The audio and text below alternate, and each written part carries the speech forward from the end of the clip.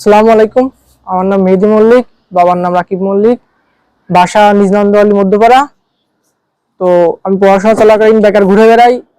আমাদের এলাকার এক রিলেটিভ, মানে বাসার পাশাপাশি মামা বলে ডাকি, সে বিদেশ থাকতো, কম্বোডিয়া। নাম নাম হচ্ছে স্বাধীন। তো সে আমাদের কাছে স্বেচ্ছায় ফোন দেয় আমার কাছে, আমার আপন মামার কাছে ফোন দিয়ে বলে যে ভাগ্নে এই পড়াশোনা করতেছে, দেন পাশাপাশি ঘুরে বেড়াচ্ছে, ওর চাইতে দেশের পাঠা, আমি লাখখানিক টাকা ইনকাম করতেছি কোম্পানিতে। তো এইটা দেখে আব্বু আম্মু বললো, যেহেতু এলাকার মানুষ, আবার সম্পর্কে মামা লাগে, ছেলেটা দি, যেহেতু ঘুরে বেড়াচ্ছে। তো এই কথা বলে আমরা তার কথা বিশ্বাস করে ওই দেশে যাব। যার আগে আমার আব্বু এরকম ভালো করে শোনে, আমার ফ্যামিলি সব ভালো করে শোনেন যে ওইখানে কাজ কি, দেন কয় ঘন্টার ডিউটি, কি বিষয় যাচ্ছি, এগুলো সব শোনে। তখন স্বাধীন বলে যে ওইখানে 8 ঘন্টা ডিউটি, কোম্পানি বিষয় দেবে, ক্যাসিনোর নাম। ওই ক্যাসিনো সাধারণত বুঝি আমরা, ওই দেখা গেলো ওই বিয়ার বা গেম টেম, এইগুলো আমরা সাধারণত বুঝি।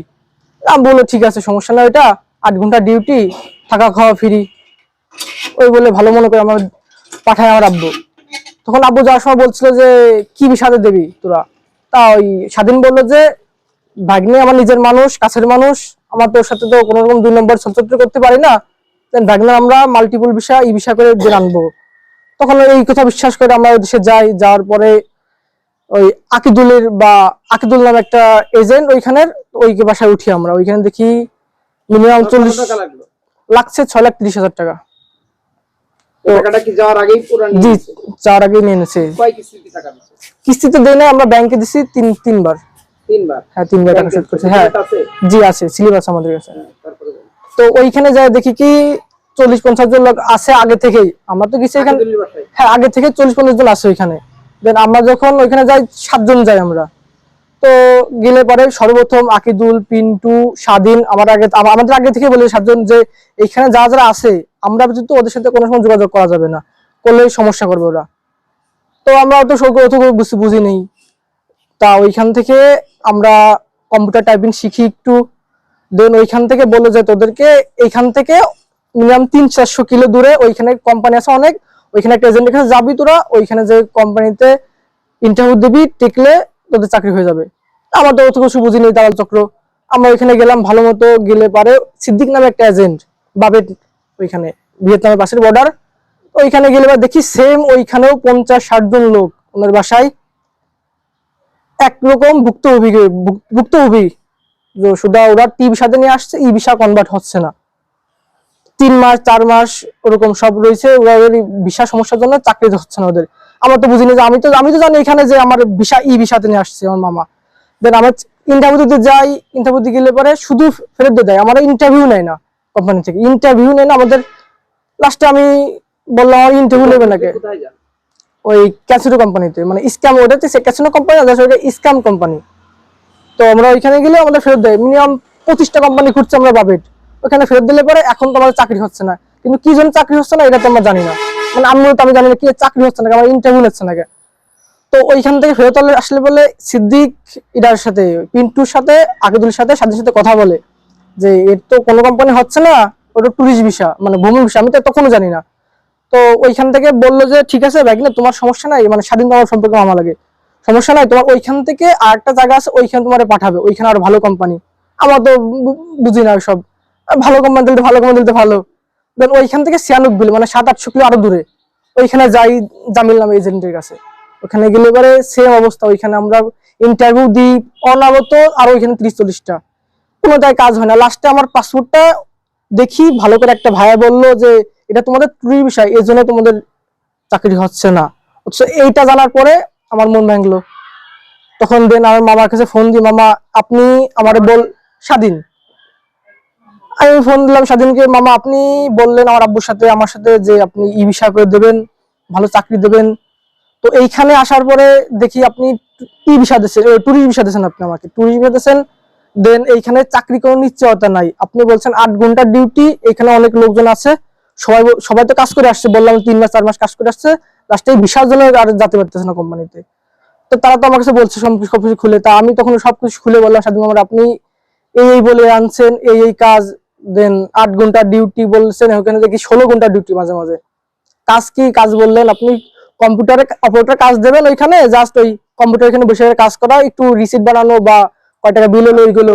কম্পিউটার কাজ করেছেন আগে করি না, দেন ওইখানে কাজ শিখে গেছি, আমরা ট্রেনিং করে গেছি, কাজ শিখে তারপর দেন ওখানে গেছি। তো মামার বললো আরে মামা এগুলো সব মিছে কথা, ওদের কথা কান দিয়ে না, তোমার চাকরি হবে। আমি যেহেতু ওইখানে রয়েছি, আমি বললাম আপনি এখানে রয়েছেন তো কি হয়েছে? হ্যাঁ, আমি বললাম যে আমি মিনিমাম স্বাধীন। আমি বললাম যে মামা আপনি কিভাবে কাজ করবেন? এইখানে আমি 50টা কোম্পানি ইন্টারভিউ দিছি, এখানে সব পুলিশ বিষয় থেকে কোম্পানি থেকে বের করে দিয়েছে, মানে ইন্টারভিউ নেই নাই। তো বললো সমস্যা নাই লাগলে তোমারে আমি আরো ভালো কোম্পানি দিবানে। আমি তো ওই দাও চক্র বুঝে গেছি, তখন অনেক মানুষের কাছে দেখছি যে একটা একটা এজেন্টের বাসায় 50 জন মানুষ প্রতারিত হয়ে বসে আছে, তারা তো আমাদের সাথে কম বেশি গল্প করছে যে কি দেখি হ্যান ত্যান।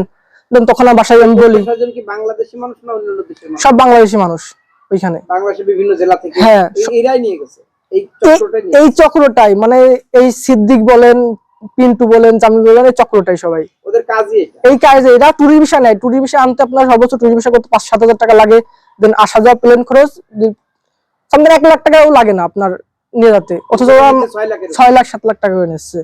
তো আমি সব কিছু বললাম বাসায় যে আব্বু এরকম দালাল চক্রের ভিতরে করছে, আমার ট্যুরিস্ট ভিসা করছে, আবার কোম্পানি থেকে বিক্রি করে দেয়, কাজেই বলছে এই কাজ না, আবার 8 ঘন্টা ডিউটি বলছে, 8 ঘন্টা ডিউটি না 16 ঘন্টার ডিউটি দ্বিগুণ। তখন আব্বু বললো যে স্বাধীন দালাল ওরে বললো যে তোরা নিজে মানুষ মনে করতে দিলাম, তোরা এই কাজ করলে তো আমার ছেলে এই কাজ করবো না, আমার ছেলে বাংলাদেশে পাঠাবে, যেহেতু ট্যুরিস্ট ভিসা এখনো ভিসা আছে, ট্যুরিস্ট ভিসা দিলে তো আপনার রিটার্ন টিকিট থাকে, যেহেতু আমার ব্যাগনে রিটার্ন টিকিট আছে, বাংলাদেশে পাঠায় যায়, যেহেতু যেই আসা যাওয়ার খরচ আছে, যে প্লেন খরচটা আর ট্যুরিস্ট ভিসাটা আমার আব্বু বলতেছে, কারণ সে তো হ্যাঁ আমার আব্বু বিকাশ মানে ওই ভিসা এজেন্টে কাজ করে, ঢাকা ভিসা এজেন্টের অফিসে কাজ করে, মানে কাজ করতো সে, এখন করে না, দেন এখানে থাকে ব্যবসা বাণিজ্য করে। তো আব্বু এরকম বুঝাই বললো ওদেরকে, স্বাধীন বললো আচ্ছা আমার লোকজন আছে তাদের সঙ্গে কথা বলে দেখি। তখন স্বাধীন আমাদেরকে ওদের নিজের জায়গা, নিজের যে বাসা যেন স্বাধীনটা থাকে, স্বাধীন পিন্টু যেখানে থাকে ওইখানে নিয়ে আসলো আমাদের। নিয়ে আসার পরে আমি এখানে 2 দিন থাকলাম, 2 দিন থাকার পরে আমার আব্বু এরকম বলার পরে হঠাৎ করে দেখি পিন্টু আর আকিদুল আসে আমার বাসায়, নিয়ে আসে আমার ফোন টোন কেড়ে নেয়, গেটের দরজা দিয়ে দেয়, বলে তোর সমস্যা কি মূলত? আমি বললাম সমস্যা আপনি এই বলে আনছেন, আপনি এই দিচ্ছেন, আপনি আমার তো এই কথা এরকম ছিলই না, মূলত বলেছিল না, এখানে বিদেশের মাটি 8 ঘন্টা কথা বলছি, সেটা 12 ঘন্টা 14 ঘন্টা হতে পারে স্বাভাবিক এটা। আর ট্যুরিস্ট বিষয় নিয়ে তোরা আসছি, সমস্যা কি কোম্পানি থেকে করে দেবে? আমি তো কোম্পানি থেকে করে দেবে, তো আমার চাকরি হলো না কেন? 50-24 আমি চাকরি করছি, মানে ইন্টারভিউ দিতে গেছি, আমার চাকরি হলো না কেন? তখন তারা তো জবাব দিতে পারে না, বলে যে এখানে আরো কোম্পানি আছে, নতুন নতুন কোম্পানি, দেন ওরা তোদের ই ভিসা করে দেবে, যত টাকা লাগুক ওরা করে দেবে। অথচ ওই ই ভিসা করতে গেলে মিনিমাম 2.5-3 লাখ টাকা লাগে। আবার ওরা তো বোঝেন দালাল, দালাল পুরো 2.5 লাখ টাকা খরচ করে বানাতে দেবে না, তারা চায় যে কোম্পানির মাধ্যমে করলে ওদের 3 লাখ টাকা লাভ থাকবে। তো এখানে ওদের বাসায় আসার পরে আমার ফোন টোন কেড়ে নেয়। তখন আমার বাসা থেকে ফোন দেয় যে আব্বু, মানে আমি আমার ফোন করতে কেড়ে নেয়, আমি তো পাশে একটা ভাইয়ের কাছে ফোন নিই, ফোন নিয়ে দেন বাসায় যোগাযোগ করে আমার ফোন কেড়ে এনেছে, এরকম অত্যাচার করছে, খাবার দিচ্ছে না।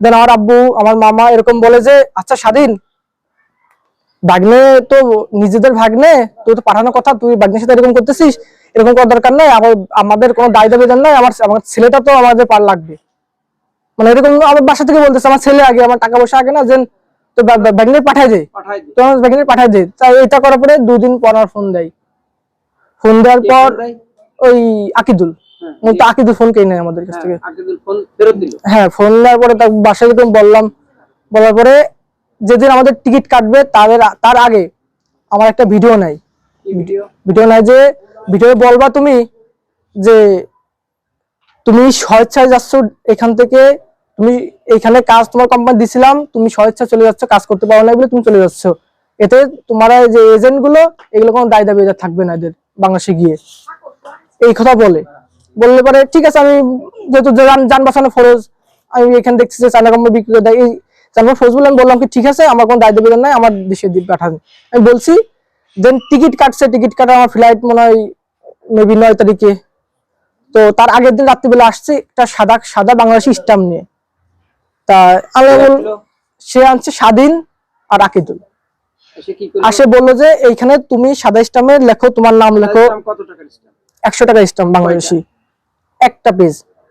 তো নিয়ে আসে বলতেছে যে এইখানে তোমার নাম লেখো, ঠিকানা লেখো, মানে আমি নিজে লিখবো এটা, তারা কোনো লিখে নেয়নি, আমি সিগনেচার করিনি, আমি নিজে লিখবো এটা, যে বলে যে তোমার নাম, ঠিকানা, বাসা, তোমার বাপকে, তোমার মাকে, তারপরে এইখানে লেখার পরে নিচে লেখো এবার যে তুমি এইখানে স্বেচ্ছা যাচ্ছ, তোমার ফ্যামিলি কোনো ঝামেলা হয়েছে বা ফ্যামিলি কি অসুস্থ, এখানে তুমি চলে যাচ্ছ, দেন এতে আমার পরিবারের সবার সম্মতিতে আমি এখান থেকে যাচ্ছি, দেশ ত্যাগ করতেছি, দালালের কোনো দায় দাবিদার নাই।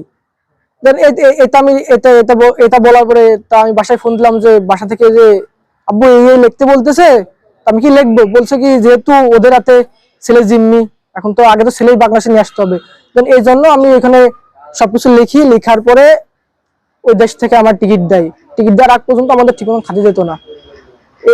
আর এই বলে আমার মন্তব্য শেষ করব, কিন্তু সবার জন্য বলবো যে সবার জন্য দালাল খপ্পর না পড়ে, আমাদের মতো প্রতারিত না হয়, সবাইকে সতর্ক করতে চাই। তো এই যে তুমি বাংলাদেশে ফিরে আসার পরে জি, তোমরা কি কোনো কেস করছো কি নামে? কেস করিনি, এত যেহেতু যে নিজেদের মানুষ, আমরা এরকম পারিবারিক ভাবে 2বার বসতে চাচ্ছি, তার বাপ আসে, স্বাধীনী মা বাপ মানে স্বাধীন দালালের মা বাপ বা ওই আকিদুলের মা বাপ আসে নাই, আমরা অনেকবার মিলেমিশে করার চেষ্টা করছি, মানে এই আসি তো এখানে 10-15 দিন, তারা আসে নাই। দেন আমার আব্বু আবার স্বাধীনকে ফোন দিছে, স্বাধীন দালালকে ফোন দিছে যে তোর ভাগ্নে তো আসা যাওয়ার খরচটা দেখে তোরা যদি লাভ রাখিস কিছু, দেখলে 20-50 হাজার রাখতে চাস, আসা যাওয়ার খরচটা দিয়ে তোর রাখে বাদ বাকি টাকা দিতে পারিস, আমরা যেহেতু তোর মানে তোর আপার গয়না গাছি, তারপরে আমার আব্বু কিছু গাড়ি ছিল, গাড়ি বিক্রি করছে, টাকা লোন করে আমার টাকা যেহেতু দেয়া, ওই টাকাটা দিলে পরে আমরা বাস থাকবো না, তো আমরা দিনাজন তো মরে যাচ্ছি। তো তখন স্বাধীন দালাল বললো যে ঠিক আছে, আমি আকিদুল পিন্টুর সাথে কথা বলে আমি জানাবো, এই জানাবো একদিন দুদিন করে স্বাধীন হলে এখনো জানায়নি না। তা আমার ভাবছি আজকে লাস্ট ফোন দেবো, যদি সে ভালো বলে ভালো বললো না, আমরা কেস করবো, গ্রেট।